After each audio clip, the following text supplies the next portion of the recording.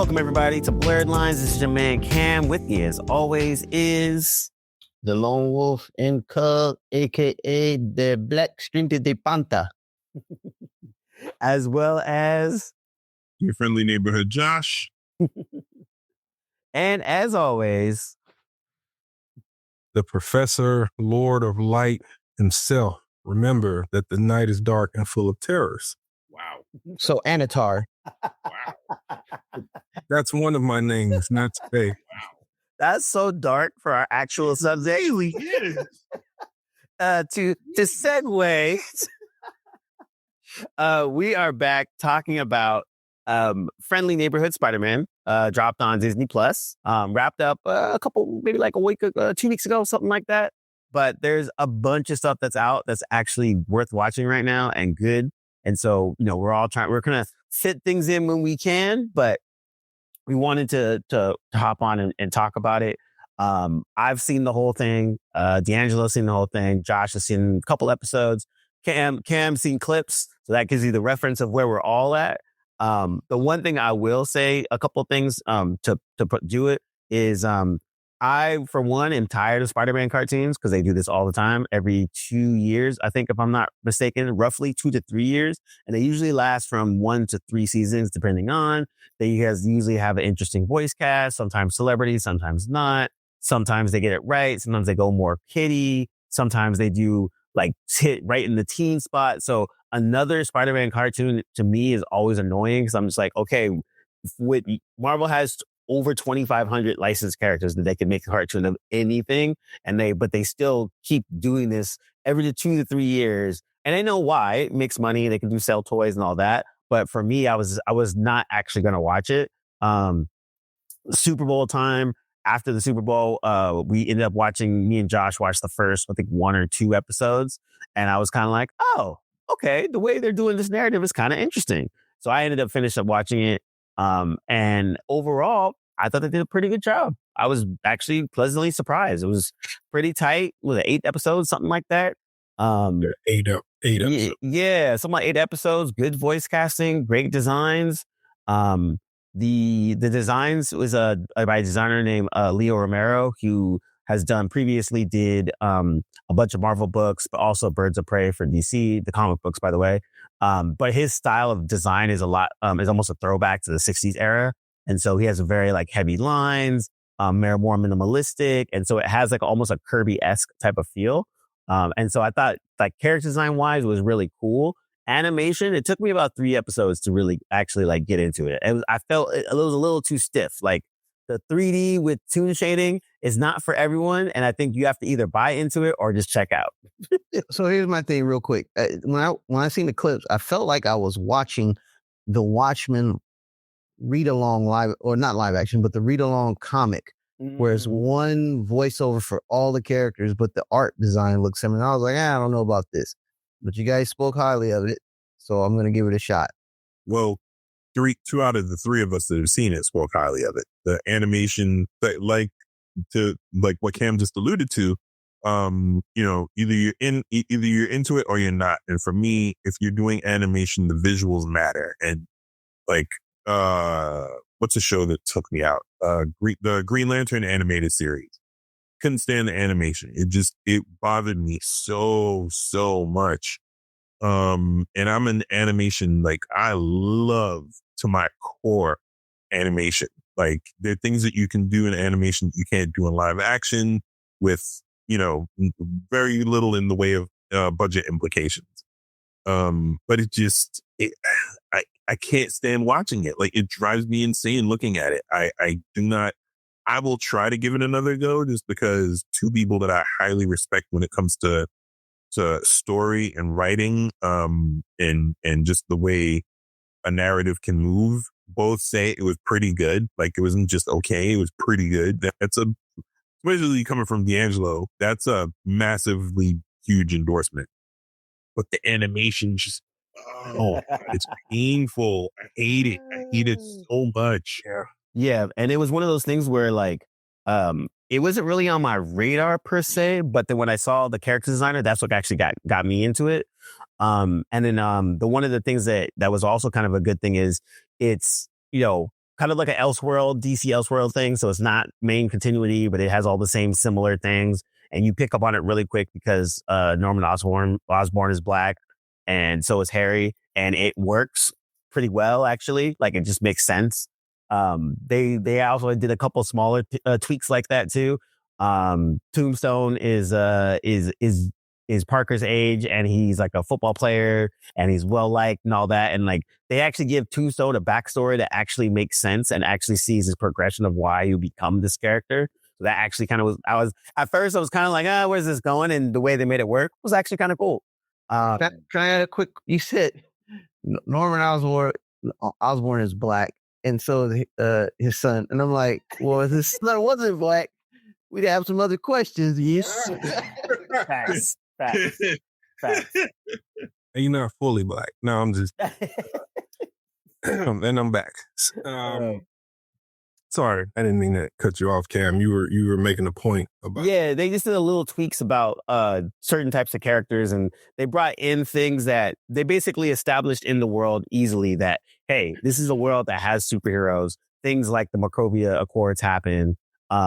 This kid, Sokovia, this kid is in that world, and in the beginning you see Doc Strange fighting something, and it starts the whole chain of events. But it firmly, and one thing that I did like about it is it's like, hey, here is this character already in this established world by giving us a little nuggets, and it's not like a beginning origin story type of thing that we've all known and we're bored of. And so they did a nice twist on it that made it really, really cool.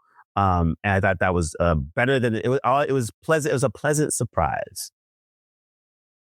Yeah, and it was just a fun thing for me. I found it surfing through Disney Plus, which I rarely open that app at all. And I enjoyed it. I just started watching it. The animation didn't bother me, but I'm also not as well versed in the nuances of animation as you guys are, because I think it's a fair assessment, but it didn't bother me.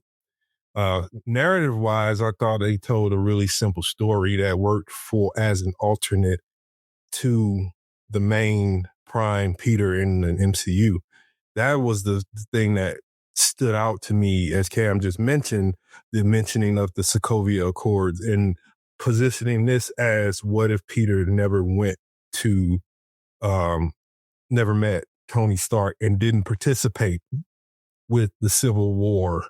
And it really does it has a great path for storytelling in that it can keep reminding you of the Prime stuff, but also live on its own, because Norman Osborn, as far as we know, doesn't exist in the Prime universe. Well, no, he doesn't. And actually, the Norman Osborn from the other universe confirmed it. He said he went to his house, there was nobody there, he didn't exist.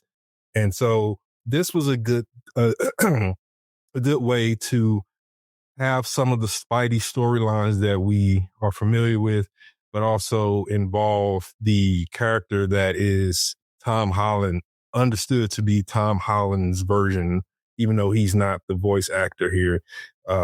Hudson Thames is, and he also voiced Spider-Man, that version of Peter Parker, in the What If show, if I'm not, from what I'm reading here. And they do a good job with the origin story. I was surprised at because we never see how Peter's bitten in the MCU version. We don't know how that happened.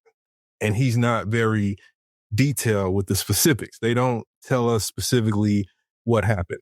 Here we see a very specific how he specifically gets the spider on him, how it bites him with the chain, the transformation, all that stuff.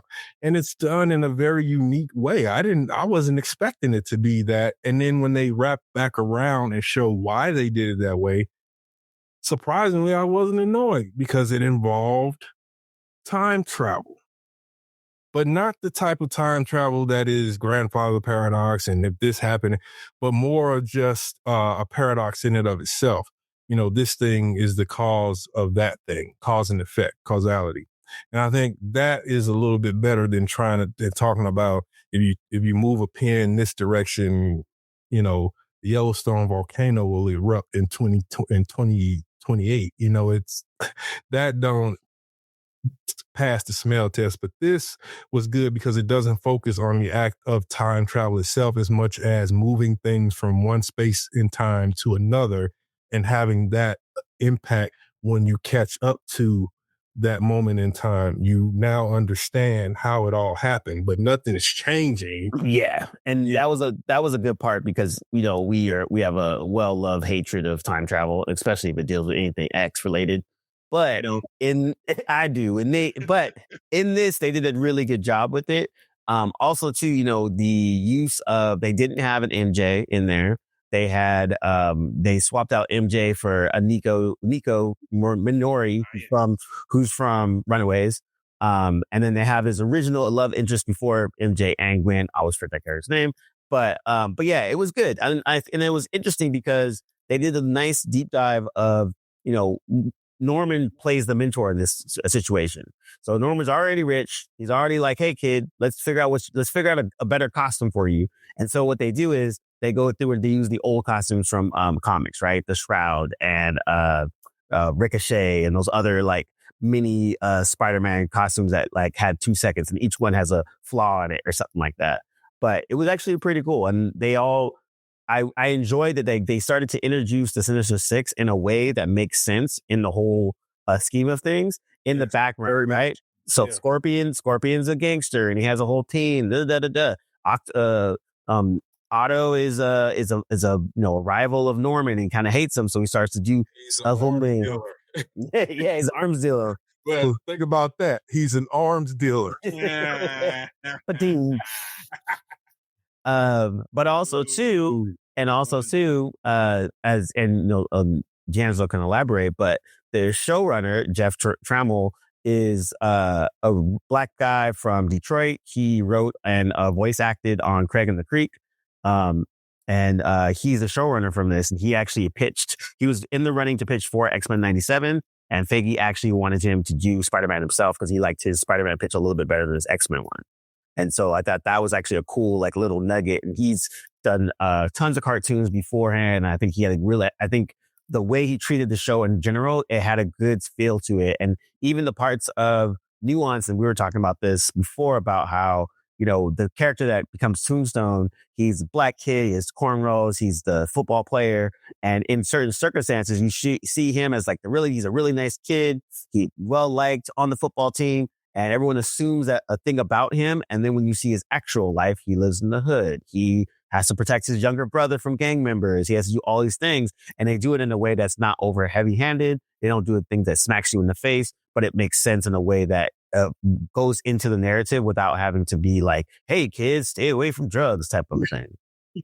Yeah, and I think that's what impressed me as the story went on. You see these great nuances that separate this Peter Parker and Spider-Man story from the Tom Holland, again, MCU Prime version. Like, for example, Tony is more of because of his own experience in Iron Man, the first one, when he was pre-Iron Man, dealing with weapons and knowing how destructive his power in the world was even before he became Iron Man.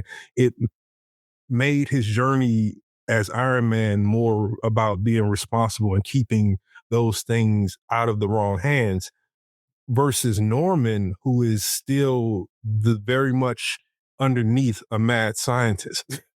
He's very much telling Peter, no, with great power comes great respect. Like, it doesn't say responsibility. And when at that moment I was like, okay, now we working with something different. They're slowly showing you the inevitability of that clash without marching toward it really super fast. We all know who Norman Osborn becomes, and most people, even in the sort of pedestrian sense of knowledge of Spider-Man, kind of knows that relationship, even if you just saw the Raimi film. So Norman's actions and his mentorship of Peter, you can see why it's not going to work out because Peter, and that's the juxtapositioning of Peter being mentored by Norman versus Peter being mentored by Tony Stark, Iron Man. And I love that it isn't just a parallel. It's literally, you have foils of one another.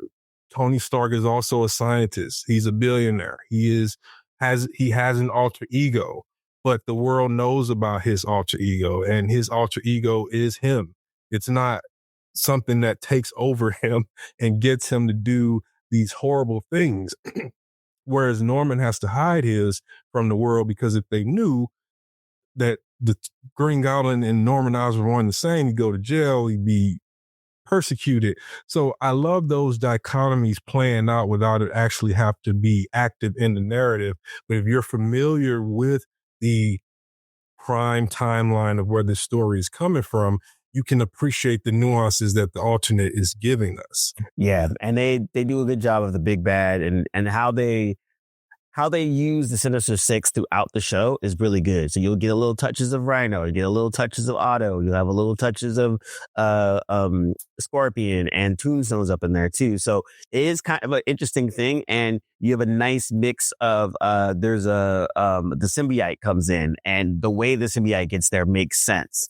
And it's the symbiote first, and it's not Venom. And I think that's one thing that they did a really good job of separating those two things out. Wait, how many episodes of 8? Yeah, it's 8 of solid storytelling, so they have an active plot line, but then there's a lot of world building going on. Yeah. So much like the way Matt Reeves does with the Batman, where yes, the Riddler is the main antagonist and Falcone is the overarching antagonist, but Penguin is there, and all these other they make the villains characters so that when they become villains, it matters a little bit more. And we saw in the Penguin show, as we, not to get too far off, that you can continue that track. You can kind of make them relatable, but still make them commit an act that is a moral event horizon, which perfectly positions them as irredeemable and as a villain, because they make a choice that you wouldn't have made because it's the wrong choice. And that's what, and then, so in Spider-Man, you have a lot of that happening where the characters where these villains have been made characters. When we meet Otto Octavius, it's not him, breaking into a bank and stealing money and Spider-Man has to catch him. No, we find out after a little bit going into the story that he's the one doing this, is behind this action.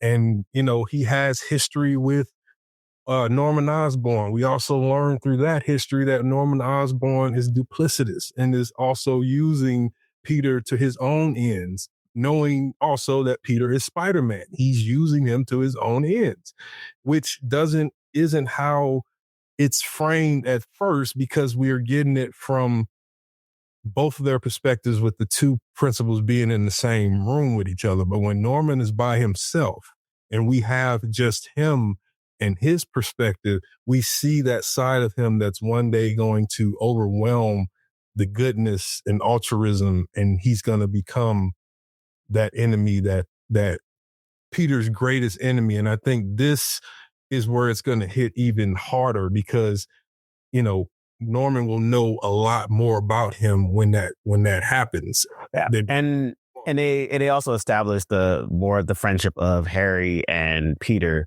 and showing the two differences of their worlds and how they come together. And then even with the one other good thing about it as well is, there's not really a big like romantic arc for Parker, and which is a good thing. And he's always there's times where he doesn't have. There's hints.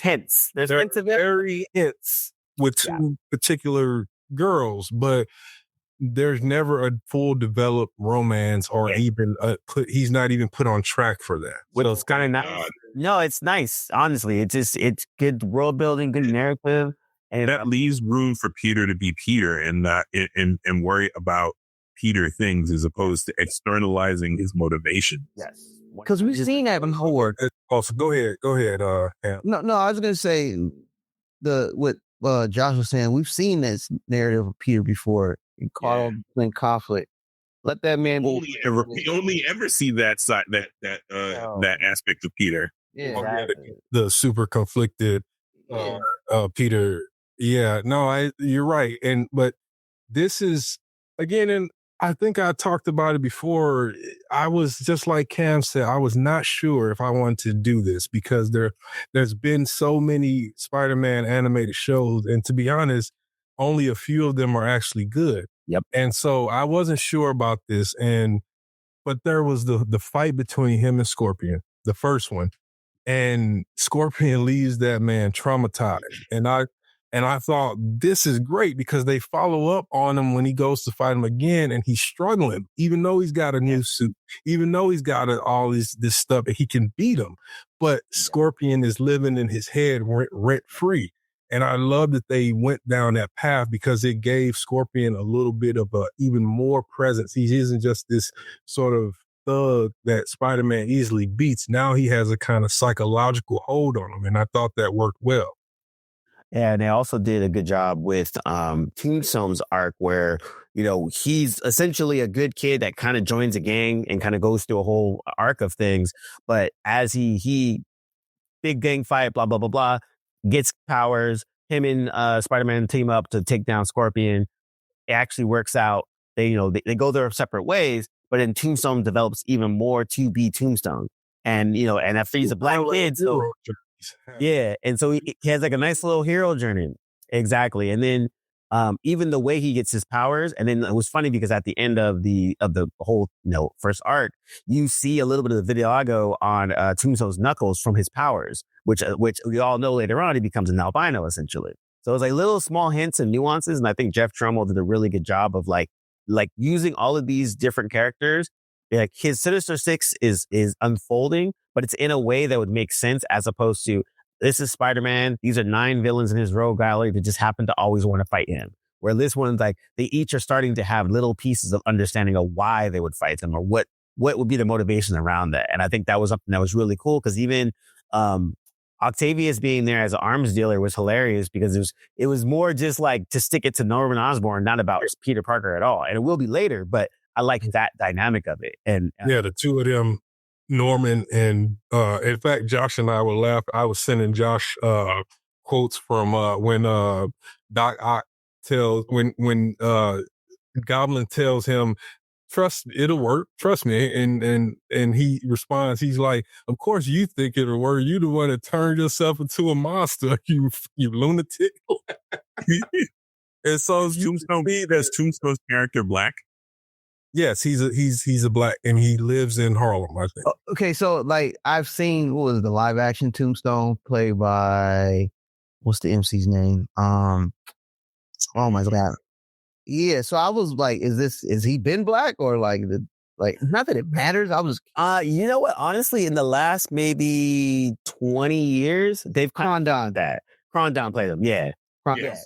I would say in the last 20 years in the comic books, they've kind of shifted that, yes. And so like, and they shifted in a way that gave the character more layers. Where before it was kind of like, it was a character from the 60s, beat him up, flat top kind of a thing, blah, blah, blah. And then later on in the last 20 years, I would say that character has been developed a little bit more, stuck him more in Harlem, more of a black character. He has a daughter. There's a whole thing in the Spider-Man's comic books called Gang War. And part of it is Tombstone's daughter takes over, and she takes over because she was dating, was it Robbie Robertson? Not Jameson, but Jameson's right hand man, the black guy. I always forget his name. Yeah, Robbie. So his son, they have a whole thing together. But yeah, so there's things where it's like things make sense. There's a couple of things that didn't make sense, like they changed the Lizard, Dr. Connors to a woman, like I think it was like an Asian woman or something like that. And it kind of didn't make sense. Yeah, she's smart.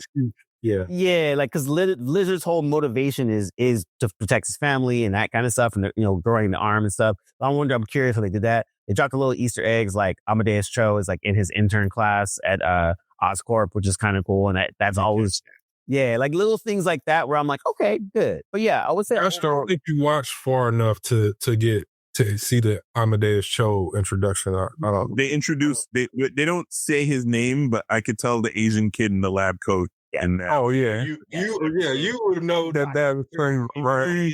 Yeah. Immediately I was like, I forgot for a moment who I was talking to. You would definitely know who that was right off the bat. I caught that out the gate. Yeah. And I think for you mentioned earlier comparing Jeff Tremmel to Bo DeMaio, I think you can see both of them have a very similar sensibility of how they're approaching the Marvel properties that they're charged with. Really? Yeah, they both approach from a world building perspective. They spend a lot of time developing what orienting you of where these characters are and why. Even Charlie Cox's Daredevil shows up, and he's active in this world, and he actually has it. What's his sidekick name? Which I didn't. Oh yeah, that's actually from the comics too. It's a lot more convoluted, but I like that they did that touch. Yeah, like I'm trying to think of her. I want to get the name right. Hold on. Yeah, I always forget. Just He's got a specific finesse. That's her name. Jean Foucault. Yeah. Finesse. She is and they position her really well.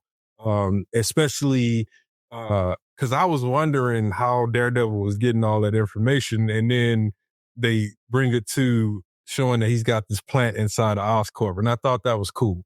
I thought that was cool. Yeah, exactly. And he's more established than the Prime. I don't know what to say about the Prime Daredevil MCU. I guess we'll see at the end of this. We'll see if they can bookends it. But also comic book nerd Finesse is actually Taskmaster's daughter. Actually, similar powers too. Pretty cool. Actually. Yeah, I thought the name Finesse was hilarious, but it'll stick at some point. Yeah, but yeah, I mean, overall, like I said, it's one of those things where it was a pleasant surprise. It was a good palate cleanser from all the things I've been watching because it was just like a nice, fun, wholesome type of thing. But done really, really well. And again, we shot him out again, but Jeff Trammell, like that guy, he did like almost 26 episodes of Craig of the Creek. And he's got a pretty good American animation. That's pretty much what he's been doing for these last few years, is writing for animation. And he's got some pretty good stuff on his roster. But I think this might be where he really makes, if there's not a lot of interference, and if he's able to really pound out, I think this could be a nice, solid 5-season animated, really successful animated Spider-Man tale. And what's great is that it allows Peter to come of age and become an adult in this story, because he's starting in high school. So I enjoyed it. I wouldn't say that it's rush to stream exciting, but in terms of all the things that they've done recently, and especially looking at their blossoming, if you will, animation roster, I think this is a good step forward. Coming out of X-Men 97, this still gives me a lot of excited energy for what they might roll out in the future for different characters. Except What If. I'm not dealing with that. That's you guys hanging. I don't need to deal with that anthology or I don't care about. What If was cool, man. Did you finish season 1? Nope. And then didn't start season 2. I don't care about those stories, and you guys knew that I'm Tory first and first. Hey, and an endorsement from you, D'Angelo, is a big deal. So yes, yeah. So but we'll leave it there. We'll leave the What If slander. There's some gems in there. It's not. I'm harsh on What If, but you guys, it's a good show. Not my bag, but it's a good show. I can see that. But yeah, Spider-Man is good enough to go watch. You don't got to put it at the top of your queue or anything, but it's definitely something to if you got some time to check it out. But yeah, we'll leave it there. This is Blerdlines talking about friendly Spider-Man, neighborhood Spider-Man, and we out. Later.